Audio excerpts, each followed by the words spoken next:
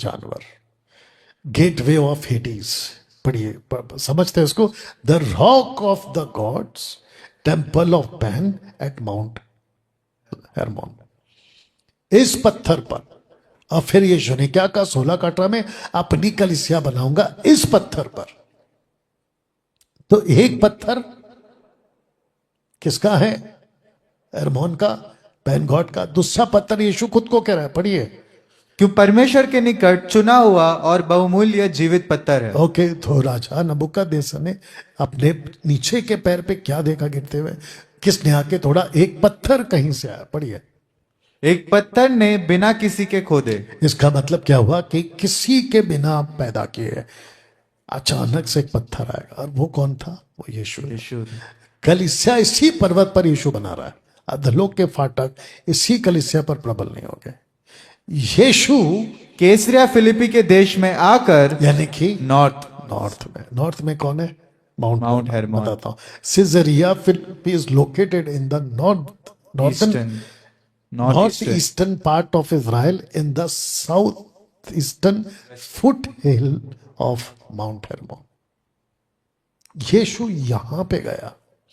सबको बताओ कि यीशु पैदा कहां पर हुआ? बैतलहम। यीशु बढ़ा कहां पर हुआ? नासरत में। यीशु से दिखाई कहां पे किया सबसे ज्यादा? कफरनहूम। चेलों को कहां से चुना? गलील से। यीशु मरा कहां? यरूशलेम। फिर फिलिपिया में क्या कर रहा है? आपने कभी सोचा कि यीशु फिलिपिया में क्या कर रहा है? वो सब ठीक चल रहा है कि देखो ऐसा झुक के उठ के देखो, इसको रख दो यहाँ पे, इधर लाओ, कहीं पे भी रख दो, सब ठीक चल रहा है क्या? देखो उस तरफ उस तरफ उस तरफ, मेरा कैमरा क्या, चलिए बैठिए, आइए, वचन पढ़िए। प्रश्न उठता है कि यीशु क्या कर रहा? पढ़िए। यीशु कैसरिया फिलिपी के देश में आकर, ऊपर पढ़ो, यानी कि माउंट हेरमोन। हाँ, यीशु कैसरिया फिलिपी के देश में आकर अपने चेलों से पूछने लगा कि लोग मनुष्य के पुत्र को क्या कहते हैं। अब प्रश्न उठता है कि जीसस को हेमरोन पर्वत पर ही आकर क्यों पूछना पड़ा कि लोग मुझे क्या कहते हैं? तब जाकर किसी ने कुछ, तो किसी ने कुछ। Total 4 identity, John the Baptist, Elijah, Jeremiah और प्रॉफिट में से कोई है। यीशु ने पतरस को पूछा तू क्या कहता है? पतरस को पिता ने चुना और कहा कि बोल, ये मसीहा है। तब जाकर 16 में कंप्लीट करो, मैं इस पत्थर पर अपनी कलीसिया बनाऊंगा। कौन सा पत्थर पर? इस पत्थर पर। इस पत्थर पर। कौन सा पत्थर? जहां से नाम बिगड़ा है, माउंट हेरमोन। कलीसिया खड़ी है अंधकार के फाटक के ऊपर। कलीसिया बन रही है शैतान के गढ़ के ऊपर। यह है इसका मतलब। आप और हम प्रभु यीशु के द्वारा बनाए गए कलीसिया है। यही वजह है कि लूसीफर कलीसिया के पीछे पड़ा हुआ है। और पौल क्या कहता है? मैं डरता हूं कि कहीं जैसे ईव को सांप ने फंसाया, कहीं तुमको वो भ्रष्ट ना कर दे। इसलिए कलीसिया का काम है अपनी आंखें प्रभु पर लगाए, अपने रास्ते प्रभु पर चलाए और खुद को प्रभु में मजबूत रखे। इसको पढ़ते हैं, आइजाया 14 का 13 पढ़िए। तू मन में कहता तो था, तू मन में कहता तो था, मैं उत्तर। ये याद रखो, आइजाया 14:13 है ये। आइजाया खुद कहता है कि उत्तर दिशा यानी नॉर्थ दिशा की छोर पर सभा के पर्वत पर विराजूंगा। कौन बैठा है यहाँ पे नॉर्थ में? लूसीफर। एंजल्स कहां पर आए? फॉलन एंजल्स, यानी कि सन्स ऑफ गॉड कहां पर है? नॉर्थ में, इसी पर्वत पर। अब इस पर्वत पर ही क्यों? और सबसे इंपॉर्टेंट डैन, यानी कि दान का गोत्र नॉर्थ में ही क्यों? जो कि मैं आपको बता चुका हूं। तो नंबर्स चैप्टर 2:25, उत्तर अलंग पर दान की छावनी। फिर दान के विषय में उसने कहा तू बाशान से कूदने वाला सिंह। और फिर नीचे क्या लिखा है? उत्तर और हमात के पास तक का भाग दान का है। तो लूसीफर नॉर्थ में, डैन नॉर्थ में, नेफिलिम्स जो पैदा किए एंजल्स नॉर्थ में। इसको पढ़िए। राजा ने सम्मति लेकर सोने के 2 बछड़े बनाए, तो उसने एक बछड़े को बैतल और दूसरे को दान में स्थापित किया। तो मूर्ति पूजा तो नॉर्थ से फैली है, मूर्ति पूजा। मूर्ति पूजा। अब पहला क्रंथी 15:33 में कह लेगा बुरी संगति अच्छे चरित्र को बिगाड़ देती। तो पहले से कौन खड़ा था, बैठा था वहां पे? लूसीफर। इसी पर्वत पर तो नीचे कौन उतरे? परमेश्वर के स्वरूप। इनका काम क्या था? To watch. लेकिन उतरे वहां पे ही जहां पर बुरी संगति पहले से है। अब पौलुस ने क्यों कहा, अब आपको पता चला होगा। पौलुस क्या कहता है? विश्वासी का अविश्वासी से कोई नाता नहीं, मूर्त पूजने वाले का परमेश्वर के लोगों से कोई नाता नहीं। लेकिन लूसीफर इतना चालाक है, आपकी संगति उन्हीं के द्वारा बिगड़वाता है। अब इसको पढ़िए, दूसरा 2:11 कि शैतान का हम पर दाव ना चले, क्योंकि हम उसकी युक्तियों से अनजान नहीं। तो इसका मतलब यह हुआ कि लूसीफर युक्ति बनाता है कि कैसे किसको बिगाड़ना है। शैतान ने यीशु को भी फंसाने की कोशिश की थी इसी पहाड़ पे। पढ़िए उसको। फिर शैतान उससे यानी यीशु को एक बहुत ऊंचे पहाड़। एक सेकेंड, बहुत ऊंचे पहाड़ तो कहां पर है ऊंचा पहाड़? हेर्मोन। एक ही पहाड़ है। सबको बताओ, अगर मैं कहता हूं बिना किसी शहर का नाम लिए, तो वो शहर की आइडेंटिटी किससे होती है? अगर मैंने इतना कहा कि बुर्ज खलीफा, बुर्ज खलीफा, तो किसकी पहचान है? Dubai. Dubai. Dubai. Very good. ऐसे अगर कहते ऊंचा पहाड़ तो किसकी पहचान है? हेर्मोन। इज़राइल। इज़राइल में एक ही ऊंचा पहाड़ है, और उस वक्त में यीशु को भी लूसीफर वहीं पे लेकर गया। अब इंपॉर्टेंट पार्ट यह है कि यीशु को लेकर जाकर क्या दिखाया, पढ़ो। और सारे जगत के राज्य और उसका वैभव दिखाकर। ओके, तो फॉलन एंजल ने हेमरोन पर्वत जो सबसे ऊंचे पर है, उन्होंने कौन सा वैभव देखा? सुंदर सुंदर लड़कियां। तो लूसीफर ने यीशु को क्या दिखाया होगा? अब आप कल्पना कीजिए, लूसीफर को इस ऊंचे पहाड़ पे, जो कि थर्ड टेम्पटेशन, जिसको कहते हैं लास्ट टेम्पटेशन, यीशु ने एक ही शब्द कहा, गेट आउट, निकल जा। You understand? सोच के देखिए कितनी बड़ी बात है। तो दोस्तों, इस वीडियो में, जो कि अभी मैं थोड़ी देर और बात करूंगा, इस वीडियो में सब कुछ हेमरोन पर्वत से ही क्यों कनेक्शन है। लस्ट आ रहा है हेमरोन पर्वत से, मूर्ति पूजा आ रही है हेमरोन पर्वत से, दानव पैदा होकर बाहर निकले थे हेमरोन पर्वत से, जितने भी पाप के कनेक्शंस है वो सब कहां से आ रहे? हेमरोन पर्वत से। सब यूर ओके? दो ट्रांसफिग्रेशन, जिसको कहते हैं रूपांतरित होना, ये कहां हुआ? इसी पहाड़ पे, जिसको कहते हैं एट माउंट हेर्मोन। पढ़िए उसको। 6 दिन के बाद यीशु ने पतरस और याकूब और उसके भाई यूहन्ना को साथ लिया और उन्हें एकांत में किसी ऊंचे पहाड़ पर ले गया। ऊंचा पहाड़ कौन सा पहाड़ है? Mount Hermon. एग्जैक्टली। इन बातों के कोई 8 दिन बाद यह पतरस और यूहन्ना और याकूब को साथ लेकर प्रार्थना करने के लिए पहाड़ पर गया। कौन सा पहाड़? Mount Hermon. एग्जैक्टली।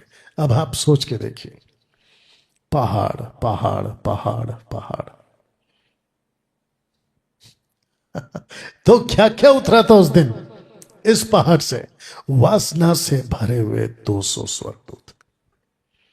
हमको नहीं चाहिए स्वर्ग का पद, ऐसा बोलने वाले watchers of heaven live the high holy and eternal heaven, lain with women's begotten giants. उन्होंने जाइंट्स को जन्म दिया। लस्टेड आफ्टर फ्लैश, यानी कि शरीर के पीछे पागल। स्वर्ग को त्याग देंगे। ये सब कुछ उतरा था इस हेमरोन पर्वत से। मसीह समाज के लोगों, क्या आप हेमरोन पर्वत से वाकिफ थे अभी तक? मुझे नहीं लगता। अगर आपको किसी ने एजुकेट किया होगा माउंट हेर्मोन को लेकर, तो मैं उस सेवक को थैंक यू कहता हूं।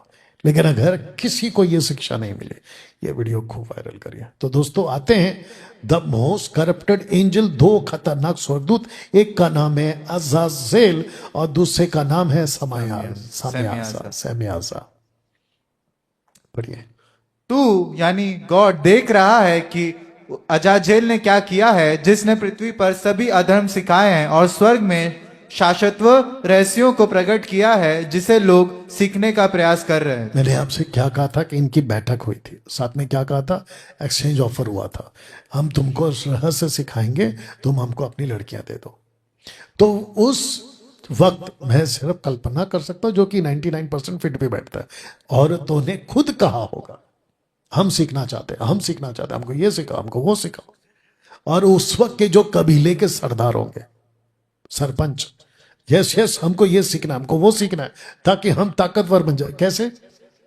निम्रोद ने क्या कहा था, उसके लोगों ने क्या कहा था, अगर हम टावर बनाएंगे तो हमको यहां वहां फैलना नहीं पड़ेगा, इसी वजह से तो टावर बनाया था। तो मनुष्य की फितरत है आज भी, हम कुछ ऐसा बना लेंगे ताकि हमको यहां वहां भटकना ना पड़े। यही तो चल रहा है ना। आप समझते कि अज़ाज़ेल ने मनुष्य को तलवारें, छुरियां, ढाले, छिलमे, में बनाना सब कुछ सिखाया। बनाना सीखा। उन्हें पृथ्वी के धातुएं, उनको बनाने की कला, कंगन, आभूषण, सूरमा सुशोभित करना, फल के पत्थर और तरह तरह के रंग, पेंट्स। आप देख लो आजकल, मुझे वो कलर पसंद है, मुझे ये कलर पसंद है, मुझे वो कलर पसंद है, और बहुत अभक्ति फैल गई और उन्होंने व्यभिचार किया, भटक गए और सब चाल चलन से भ्रष्ट हो गए। ये सब किसने सिखाया? एंजल्स ने, यानी कि सन्स ऑफ गॉड्स ने, सन्स ऑफ गॉड ने, बच्चों ने, परमेश्वर के पुत्रों ने। सैमजाजा ने जादू टोना, झड़ काटना, मोरसे ने जादू टोना सुलझाना, बराकीज़ेल ने ज्योतिषी सिखाया, नक्षत्रों का ज्ञान सिखाया, बादलों का ज्ञान सिखाया, पृथ्वी के संकेत, ये सब साइंस से कनेक्टेड है। सूर्य के संकेत सिखाए और सिखाया चंद्रमा का मार्ग। अब आप सोच के देखिए कि जिसको आप तरक्की कह रहे हैं ना, आज आदमी चांद पे गया है, उसने वो चिप बनाया, वो रॉकेट बनाया, वो फ्यूज बनाया, ऐसे बनाया, वैसे बना, इन सब के पीछे इनका हाथ है। बताओ। इसलिए पौल कहता है कि सब वस्तुएं उचित तो हैं, परंतु सब वस्तुओं से लाभ नहीं। या वासना, जादू टोना। अगर पोस्टर से आपको मदद मिल रही होगी, आज पूरी दुनिया इससे लिप्त है। आप देख लो, कहीं पे भी नजर उठाओ, गांव गांव छोड़ो, गली गली, शहर शहर, सब जगह आपको चारों तरफ ये दृश्य मिल जाएगा। और आज टॉप पे कौन है? Los Angeles, USA, Los Angeles top पे, सबसे ज्यादा पाप। चाइनीज कंट्रीज अछूता नहीं है, कोरियन कंट्रीज। और ताज्जुब की बात यह है, विकिपीडिया जाके चेक करो, मनुष्य के सेक्स पार्ट्स के और टॉयज बन रहे, टॉयज, खिलौना। बताइए। तो जो लड़के हैं और जो लड़कियां हैं, वो टॉयज के साथ में अपना सेटिस्फेक्शन पूरा कर रहे हैं। ये दुनिया चल रही है आज। पढ़िए उसको। फिर जब मनुष्य भूमि के ऊपर बहुत बढ़ने लगे और उनके बेटियां उत्पन्न हुई। तो इनका सबसे पहला नजर था लड़कियों पर। अब इसको पढ़िए। तब परमेश्वर के पुत्रों ने मनुष्य की पुत्रियों को देखा कि वे सुंदर हैं, सो उन्होंने जिस जिसको चाहा उनसे ब्याह कर लिया। तो इसको कहते हैं कि हम शादी करेंगे आपकी लड़कियों से और ऐसे बच्चा पैदा करेंगे, लेकिन उसके पीछे है एक्सचेंज ऑफर, वासना की लालसा। अगर फोटो से आपको कुछ हेल्प मिल रहा होगा, इस लेवल तक जिसको कहते हैं ना, देखिए, अब मैं किसी को चोट पहुंचाना या किसी को ठेस देने की बात नहीं कर रहा हूं, लेकिन यह फैक्ट है।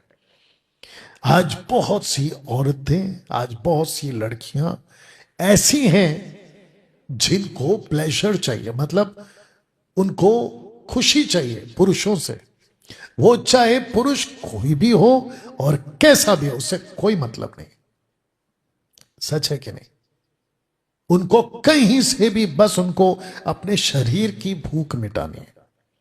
जब पेट पे रोटी की भूख लगती है तो जो टेबल पे खाना होता है उसको खाने की चाह बढ़ जाती है ना, कि उसके ऊपर टूट पड़ते हैं। ऐसे ही मनुष्य, औरतें, पुरुष, वो कैसा भी हो। एग्जाम्पल दे देता हूं। राजा दाऊद युद्ध पे जाना था, नहीं गया। युद्ध घमासान चल रहा है, सबको पता है, जबकि फील्ड पे आगे होना चाहिए था राजा दाऊद का। लेकिन उस शाम जब वो नींद से उठा तो उसके छत के बिल्कुल सामने किसी और औरत या किसी और की औरत ऐसे कपड़ों के साथ में जो उसकी कामुकता को बढ़ाती है और वो उसकी चाह रखता है। आगे आपको पता है क्या हो गया, आप सब जानते हैं आगे क्या हो गया। You understand? वो बच्चा जिंदा नहीं रहा और दाऊद वो नहीं कर सका जो वो कभी सोचा था कि मैं करूंगा, यानी कि परमेश्वर के लिए घर बनाना। जाइंट्स और गॉड्स, ये जाइंट्स थे या गॉड्स थे? क्वेश्चन उठता है। स्वर्गदूत और स्त्रियों की मिली भगत से स्वर्गदूतों ने क्या कहा कि हम परमेश्वर तो नहीं बन सकते। लूसीफर ने क्या कहा? हम परमेश्वर बनना चाहते हैं, उसके ऊपर तो नहीं जा सकते, लेकिन तुल्य। उसके तुल्य, मतलब कंपेयर में, तुलना में जाइंट्स पैदा करेंगे जो लिटिल गॉड्स होंगे। इसलिए मैंने कैपिटल जी यूज नहीं किया है, स्मॉल जी यूज किया है। इनकी मिली भगत से, और जिसके चलते जो पैदा हुए थे वो क्या पैदा हुए थे? जाइंट्स, जिसको कहते हैं ना कि अलौकिक बच्चे पैदा हुए, जिसकी हाइट्स जबरदस्त, ताकत जबरदस्त। आपको बताता हूं, आज भी इजराइल में जाइंट्स द्वारा बनाए गए पत्थर, जिसको सरका नहीं सकते, सरकाने की कोशिश की कि वहां से उठा के म्यूजियम तक पहुंचा दे, ऐसा कोई क्रेन, ऐसी कोई मशीन अभी भी नहीं बना पाए कि उसको उठाकर शिफ्ट कर दे। नहीं है इतना बड़ा पत्थर, लेकिन ये लोग उठा उठा के रखते थे। और आपने अभी पढ़ा कि जो इनके शहर बना थी वो कैसी होती थी? आकाश से बातें करती थी। अब आप सोच के देखिए कि कितने बड़े बड़े पत्थरों का इन्होंने इस्तेमाल किया होगा। ये उस वक्त में गॉड्स बनकर घूमते थे। तो अजाजेल एंड समियास, इन दोनों और इनके साथियों का न्याय तक बंदी कर दो। क्या यहूदा स्कोरियत शैतान है? यानी कि स्कोरियती यहूदा शैतान। ये पोस्टर मैंने आपके बीच में डाला था, पढ़ो। जब मैं उनके साथ था तो मैंने तेरे उस नाम से जो तूने मुझे दिया है उनकी रक्षा की। मैंने उनकी चौकसी और विनाश के पुत्र को छोड़ उनमें से कोई और नाश ना हुआ, इसलिए कि पवित्र शास्त्र की बात पूरी हो। ओके, अब प्रश्न उठता है कि विनाश का पुत्र किसको बोला गया बाइबल में? आप ही बताओ। यहूदा से इसको एंटी क्राइस्ट को विनाश का पुत्र। नीचे पढ़िए 6 का यीशु ने उन्हें उत्तर दिया, क्या मैंने तुम 12 को नहीं चुन लिया? तो भी तुम में से एक व्यक्ति शैतान है। ओ, एक व्यक्ति कौन है? शैतान। शैतान है। नीचे पढ़ो।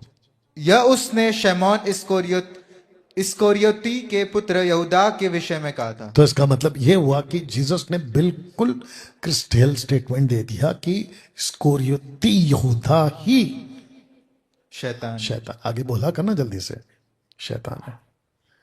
और इसको क्या कहा? ये विनाश का पुत्र है। अब इसको पढ़ते हैं।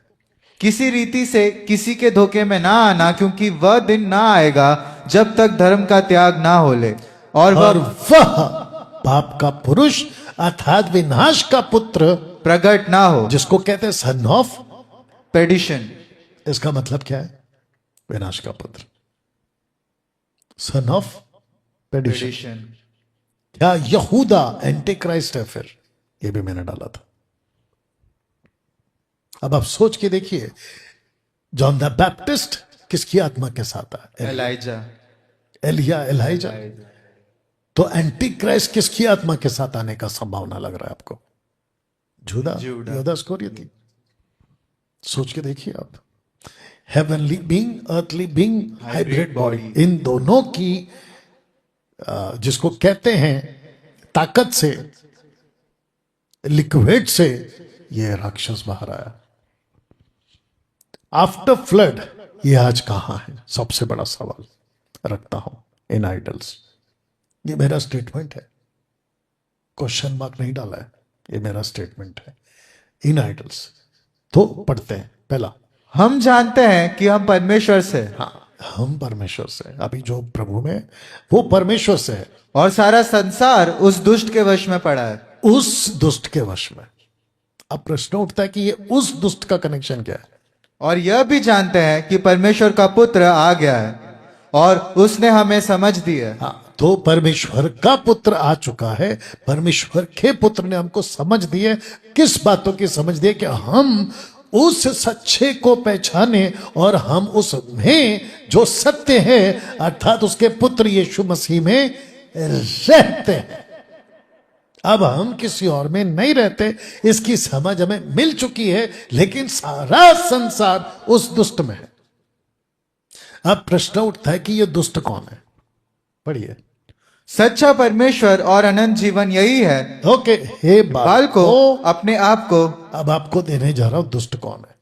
रेडी? मूर्तों से बचाए रखो। अब बताओ कॉन्टेक्स्ट में दुष्ट कौन है फिर? मूर्त। ओके, ठीक है। तो मूर्त कौन है इन कॉन्टेक्स्ट? दुष्ट। तो दुष्ट कौन है इन कॉन्टेक्स्ट? मूर्त। तब मैंने क्या कहा था कि आज फिल्म्स कहां है जो इन दोनों से बना?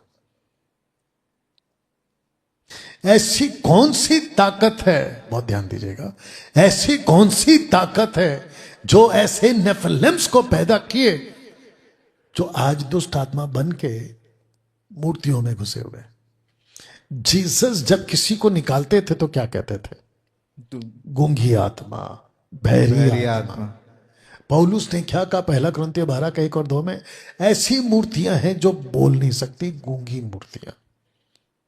वो छोड़िए, आज इंसानों के अंदर कौन घुसना चाहता है? दुष्ट आत्मा है। यीशु ने क्या कहा मत्ती 12 में, अगर मैं गलत नहीं, 41-42 से आगे कहते कि जब दुष्ट आत्मा को जगह नहीं मिलती तो वो कहां आती हैं? उसी बॉडी में जहां से वो कभी पहले बाहर निकली थी। अब आप सोच के देखिए कि इंसानों के शरीर में, अगर मैं गलत नहीं हूं, हर 10-20 आदमी को छोड़ोगे तो आपको हर एक आदमी में दुष्ट आत्मा मिल जाएगा। 10-20 आदमी को छोड़ते ही 1-2 दुष्ट आत्मा मिल जाएगा आपको। 800 करोड़ की आबादी में कितनी करोड़ की आबादी में दुष्ट आत्मा घुसी होगी, आप अंदाजा भी नहीं लगा सकते। बताइए, अगर कमरा खाली हो तो वहां पे दुष्ट आत्मा का कब्जा दिख जाएगा आपको। कौन सा एक्टिविटीज बोलते हैं? पैरामेडिक क्या है वो? कौन सा एक्टिविटीज? भाई तेरे को कुछ भी पूछता हूं तो बोलता क्यों नहीं है? ऐसे कुछ गतिविधि है ना, पैरामेडिक क्या बोलते? हाँ, ऐसा कुछ है ना एक्टिविटीज, क्या बोलते हैं उसको? जो भी है, फेसबुक वाले यूट्यूब वाले समझ गए होंगे। पैरानॉर्मल क्या बोलते हैं उसको? तो बोलता क्यों नहीं है जल्दी से? तब जाकर ये स्क्रिप्चर आपके हाथ में मैंने दिया, किससे बचे रहो? मूर्तों से। मूर्तों से बचे रहो। बताइए, या तो ठीक है, पौलुस ने कहा था, पढ़िए। फिर मैं क्या कहता हूं, क्या यह कि फिर मैं क्या कहता हूं, क्या यह कि मूरत का बलिदान कुछ है या मूरत कुछ है? ऐसे पढ़ा था। मूरत कुछ है? नहीं है। बलिदान कुछ है? नहीं है। लिखा है नहीं है। आगे, वरन यह कि अन्य जाति जो बलिदान करते हैं, एक सेकंड, अन्य जाति जो बलिदान करते हैं वे परमेश्वर के लिए नहीं तो फिर किसके लिए? पढ़ो। परंतु दुष्ट आत्माओं के लिए बलिदान करते हैं। और मैं नहीं चाहता कि तुम दुष्ट आत्माओं के सहभागी हो। अब क्लियर हो गया। दुष्ट कौन है? मूर्ति। मूर्ति में कौन घुसे हैं? अन्य दुष्ट आत्मा। रिपीट कर देता हूं, दुष्ट कौन है? जो पूरा संसार उसमें फंसा हुआ है, उस दुष्ट के वश में पड़ा है। कौन? सारा संसार। किसके वश में? मूर्ति। मूर्ति के अंदर कौन घुसा है? दुष्ट आत्मा। ऐसे है ना? कभी सोचा था ये सारी बात है, या कभी आपको पता था? आज देख लो, प्रभु आपसे बात कर रहा।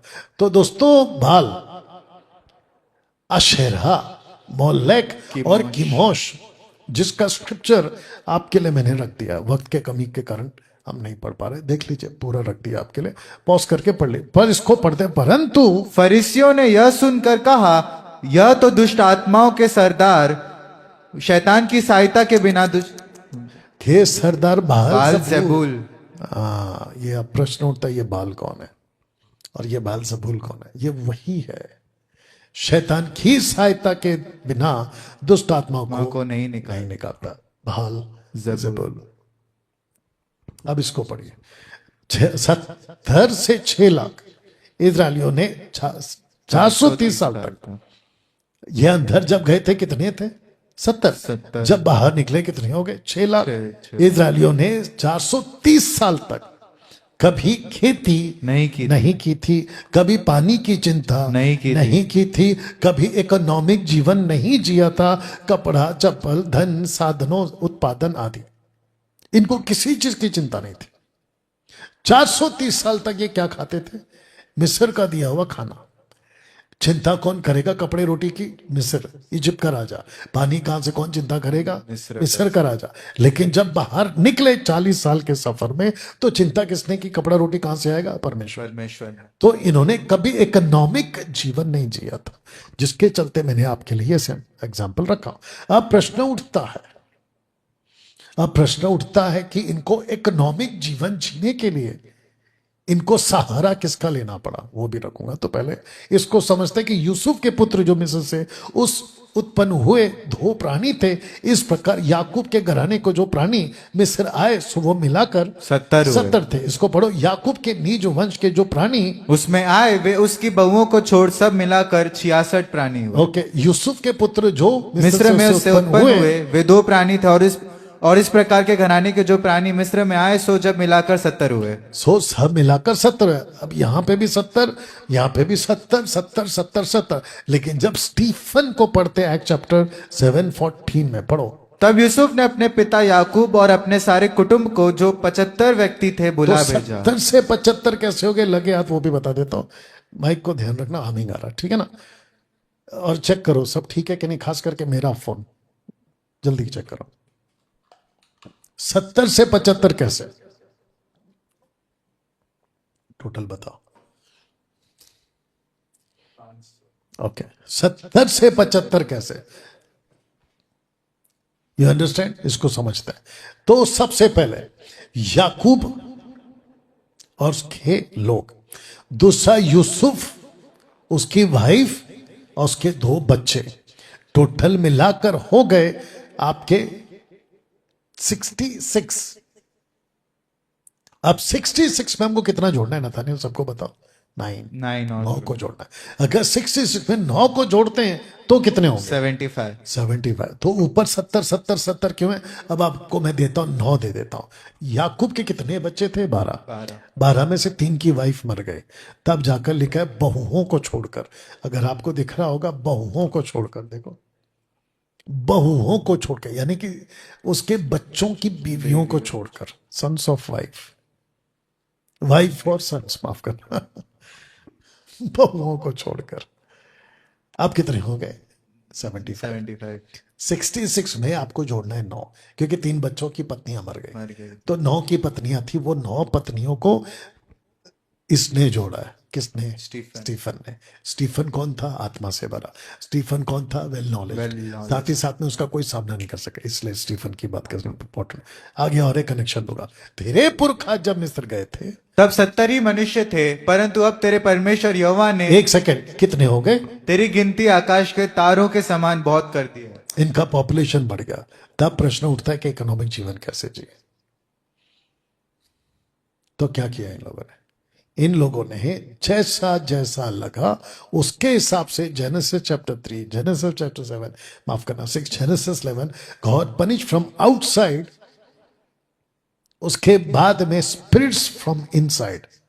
तो इन्होंने क्या किया कि जो खाना देता है उसकी पूजा करते हैं, जो ताकत देता है बाहर से, उसकी पूजा, माफ करना अंदर से उसकी पूजा करते हैं, जो हर तरह का व्यभिचार दे सकता है उसकी पूजा करते। तो ऐसे 3 गॉड को सेलेक्ट किया इजरायलियों ने। आइडल स्पिरिट, फोटो देख लीजिए।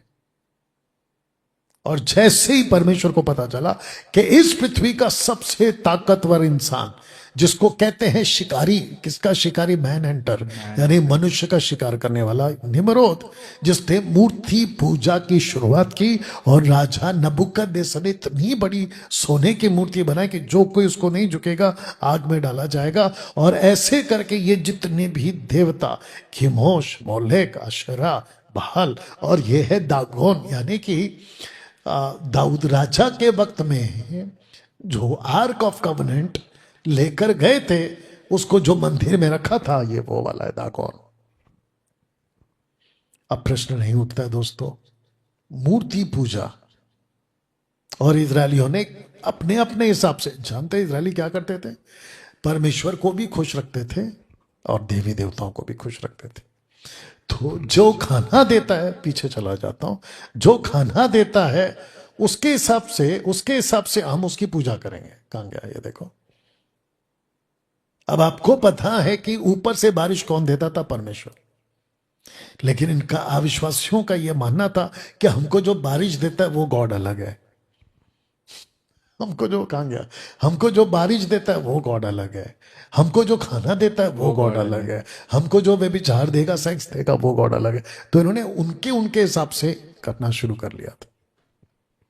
इजरायलियों को परमेश्वर ने कभी कोई कमी दी थी? 40 साल खाना ऊपर से आता था, रोटी, कपड़ा, चप्पल कभी फटते नहीं थे, और इनको हर चीज का, और साथ ही साथ सिक्योरिटी, सुरक्षा, फिलिस्तीन से, मोबाइट से, अमोनाइट से, अमोनाइट से, इन सब से प्रोटेक्ट करने के भी उनको परमेश्वर ने ताकत दी। तो इनको किसी को क्या चिंता नहीं था।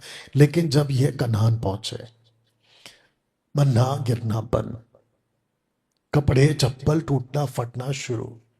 अब इनको पता चला कि भाई खुद खेती करो, खुद बीज बो। तो इनको दिक्कत आने लगी कि अब क्या करें। उस वक्त में डिपेंड किस पे रहना था? प्रभु पे। प्रार्थना किससे करना था? प्रभु से। लेकिन इन्होंने आसपास के लोगों को नकल किया। अरे तुमको कैसे अनाज मिलता? बोला हम तो बाल की पूजा करते। मैं भी करूं क्या? बोला हाँ करो, तुमको भी मिलेगा। ऐसे जाके ये कॉन्सेप्ट स्टार्ट हो गया। बताइए, आशा करता हूं आप समझ गए। तुम मोलेक के तंबू, और तुम मोलेक के तंबू और रिफान देवता के तारे को लिए फिरते थे। तो कौन कह रहा है? स्टीफन कह रहा है। किसको कह रहा है? इजराइलाइट्स को कह रहा है। अर्थात उन आकारों को जिन्हें तुमने दंडवत करने के लिए बनाया था। बताओ, उन आकारों को, यानी कि कुछ ऐसी प्रतिमाएं जिसको परमेश्वर ने सेकंड कमांडमेंट में बोला था किसी की इमेज नहीं बनाना, लेकिन इन्होंने बनाया। नीचे पढ़ो। तुम तो अपने राजा का तंबू और अपने मूर्तों की चरण पीठ और अपने देवता का तारा लिए फिरते रहे। तो इसको कहते हैं तारा, तारा, तारा, जिसको कहते हैं 6 पॉइंट स्टार, यानी कि 6 पॉइंट करने वाला स्टार। दुख की बात यह है कि इजराइल के फ्लैग में आपको यह तारा मिल जाएगा आज भी। सोच के देखिए आप, इजराइल के फ्लैग में यह तारा किसका है? अगर किसी इजराइलाइट्स को पूछोगे आज भी तो वो कहेगा कि यह तो तारा दाऊद का है। लेकिन बाइबल में कहीं पे भी स्टार ऑफ डेविड आपको स्क्रिप्चर नहीं मिलेगा। अब आप सोच के देखिए कि मूर्ति पूजा से लिप्त पूरा विश्व किस तरह से गया। वर्शिप ऑफ बाल, जजाबेल, ठीक है, आज थोड़ा टाइम जाएगा। इसको कहते हैं king Ahab, reigned 874 to 853 BCE, before Christ common era, was the 7th king of northern kingdom of Israel, noted for both significant economic prosperity and extreme religious corruption। जिसको कह सकते हैं कि इसने किसी प्रकार का कोई असर नहीं छोड़ा कि इस औरत के साथ में मूर्ति पूजा में कोई कमी आ जाए। तो इसको कहते हैं कि बाल, एलाइजा, जिसको कहते हैं परदेसी, और जजाबेल, ये तीनों का कनेक्शन आपको बाइबल में जबरदस्त मिलेगा। और साथ ही साथ आपके दिमाग में ये भी बात डाल दूं कि इन्हों के बाद अगर कोई ऊपर उठा लिया गया तो ये वो आदमी है जिसका नाम है एलाइजा। एलाइजा का बाप कौन है नहीं मालूम, एलाइजा का गांव कौन सा है नहीं मालूम, एलाइजा कौन सा ट्राइब का है नहीं मालूम, एलाइजा का शहर कौन सा नहीं मालूम, लेकिन बस इतना लिखा है कि ये परदेसी था। कहां लिखा है? पढ़िए। तब और तिशबी एलिया जो गिलाद के परदेसियों में से था, और परदेसी था ये प्रूफ हो गया। ना इसका बाप है, ना इसका मां है, ना इसका कोई गांव है, ना इसका कोई ट्राइब है, कुछ नहीं लिखा है। अब ये कहां से आया, कहां रहता था नहीं मालूम। पतरस क्या कहता है? हम इस पृथ्वी पर क्या है? परदेसी। आगे बढ़ो। सम्मुख में उपस्थित रहता हूं, उसके जीवन की शपथ इन वर्षों में मेरे बिना कहे ना तो मैं बरसेगा और ना ओस पड़ेगी। परदेसी में से था, उसने आप से कहा, इजराइल का परमेश्वर यहोवा जिसके सम्मुख में उपस्थित था, उसने कहा। अब आपका प्रश्न उठता है, इसने सबसे पहला क्या रोक दिया? बारिश। बारिश, बारिश रुका मतलब क्या रुक गया? पानी। पानी। अब दर्शकों जल्दी चेक करो कितने हैं। दर्शकों आपको भी कहना चाहता हूं, जैसे ही पानी रुक जाएगा तो उसका साइड इफेक्ट क्या क्या है? ओके, साइड इफेक्ट फेसबुक पे कितने लोग हैं? कौन सा पेज? मेरा वाला है ना, ठीक है। अब दोस्तों प्रश्न उठता है कि हाँ, आवाज के चक्कर में शायद शिफ्ट हो गए। दोस्तों प्रश्न उठता है, पानी रुक गया तो क्या क्या रुक गया? अनाज, अनाज, बीज नहीं बो सकते, खेती नहीं कर सकते, और जानवरों को खाना नहीं खिला सकते, और उस वक्त की जो इकोनॉमी यानी कि पैसा जो आएगा वो कहां से आएगा? जानवरों के दूध दही से और खेती बाड़ी से। तो सबसे पहला परमेश्वर ने अटैक वहां पे किया जिसका इनके ऊपर भरोसा था, और इनका बारिश देने वाला ये बाल। अब आप समझ रहे हैं? इनकी मूर्ति पूजा पे अटैक हुआ है, और एलिया जाते ही कहता है 3.5 साल तक बारिश नहीं आएगी, चाहे जो करना है कर ले, तेरे को जितनी पूजा करना है कर ले, 3.5 साल तक बारिश नहीं आएगी। और उसको पढ़ो पर 3.5 वर्ष तक भूमि पर मैं नहीं बरसा। यह कौन कहता है? याकूब की किताब है, याद रखो, न्यू टेस्टमेंट कहता है। अब प्रश्न उठता है 1 वर्सेस 450, यानी कि एक एलिया और 450 ऐसे प्रॉफिट जिसको बाल के प्रॉफिट कहा जाता है। इनके माफ करना, इनके बीच में तगड़ा सुबह से शाम तक एक संघर्ष या डिबेट हुआ। आग गिरा दो, आग गिरा दो, आग गिरा। एलिया ने सिर्फ इतना कहा, इनको बता कि सच्चा परमेश्वर कौन है। जैसे ही कहा कि इनको बता सच्चा परमेश्वर कौन है, आग आ गई, और 450 बाल देवताओं को एलिया ने खुद कत्ल किया। बताओ, मर्डर किया, यानी खत्म कर दिया। अद्भुत घटनाएं घटी थी दोस्तों। अब प्रश्न उठता है कि उन्होंने उसको उत्तर दिया, वह तो रोहार मनुष्य था, अपनी कमर में चमड़े का फेंटा बांधे हुए था। अब प्रश्न उठता है कि जॉन द बैप्टिस्ट को भी एग्जैक्टली वैसा ही कहा गया जैसा एलिया। और फिर यीशु कहता है, पढ़ो 3:4, योना ऊंट के रोम का वस्त्र पहने था और अपनी कमर में चमड़े का पटुका बांधे हुए था। बिल्कुल कट टू कट कॉपी किसका? एलिया। अभी 11:14। चाहो तो मानो एलिया जो आने वाला था वह यही है। चाहो तो मानो, लेकिन जीसस ने सस्पेंस से पर्दा उठा दिया। 17:12, परंतु मैं तुमसे कहता हूं कि एलिया आ चुका। एलिया आ चुका। अब प्रश्न उठता है, नेफिलिम्स अभी भी है, एलिया अभी भी है, जूडा इस्करियोत आने वाला है। कौन है वो? Anti Christ. एलिया आ चुका है जॉन द बैप्टिस्ट के रूप में, और नेफिलिम्स मूर्तियों के रूप में अभी भी है। दोस्तों बताता हूं कि जज़ाबेल का क्या हुआ। इज़ाबेल को इजराइल की भूमि में कुत्ते खाएंगे और उसको मिट्टी देने वाला कोई ना होगा। तब वह द्वार खोलकर भाग गया। खिड़की पर से इसको धक्का दे के नीचे गिरा दिया गया, और जब ये नीचे गिरी तो उसका पूरा बॉडी से खून गया, और कुत्तों ने इसके खून को चाटा और इसकी मांस को खाया है। बताओ, ये हालत हुई है। तो दोस्तों आज पूरी दुनिया उसी आत्मा से भरी हुई है जिसको कहते हैं जज़ेबेल, माफ करना, भाल, या उसी नेफिलिम की आत्मा। अगर कोई अच्छा गाता है तो उसको कहते हैं इसके गले में सरस्वती बैठी है। अगर कोई अच्छा नाचता है तो कहते हैं नटराज बैठा है। और ऐसे ही दुनिया के जितने भी ऐशो आराम, लाइफ अगर अच्छी जीनी है तो उसके हिसाब से देवता बने हैं, उसको पूजा करो और आप रिच हो जाओगे, अमीर हो जाओगे। आज पूरी दुनिया उसी आत्मा का शिकार है जिसको कहते हैं नेफिलिम्स, दानव। वो पहले बाहर से बड़े बड़े थे, अब वो अंदर से आकर आपको बड़ा बना रहे।